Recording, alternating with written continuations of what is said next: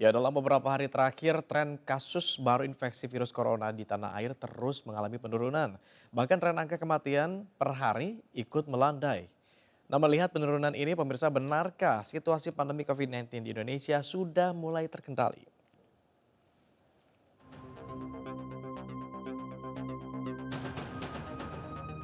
Dalam satu minggu terakhir, jumlah kasus harian COVID-19 di Indonesia menurun drastis. Bahkan kasus harian pada 28 Februari 2021 hanya mencatat 5.560 orang yang terinfeksi dari total spesimen yang diperiksa 35.434 dan positivity rate sekitar 18%. Jumlah tersebut turun drastis paling tidak dari 22 Februari dengan jumlah kasus 10.180 kasus. Melihat penurunan ini, benarkah situasi pandemi COVID-19 di Indonesia sudah terkendali? Menurut epidemiolog dari Griffith University, Diki Budiman mengatakan, penurunan kasus harian yang terjadi di Indonesia tidak bisa dijadikan indikator pandemi telah terkendali. Diki mengungkapkan dalam kurun 1 tahun positivity rate Indonesia jauh di atas 10%, di mana batas maksimal yang ditargetkan Badan Kesehatan Dunia WHO.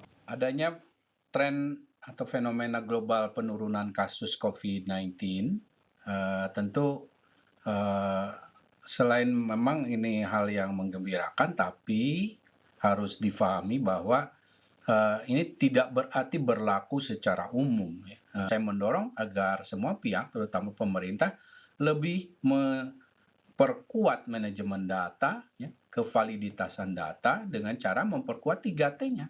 Dan ini yang harus dilakukan dalam situasi saat ini, ya. Diki juga menambahkan, dalam 1 tahun kemarin, banyak sekali kasus positif yang tidak dihitung atau ditemukan yang berkeliaran di tengah masyarakat. Kasus positif yang tidak terdeteksi ini seperti fenomena puncak gunung es.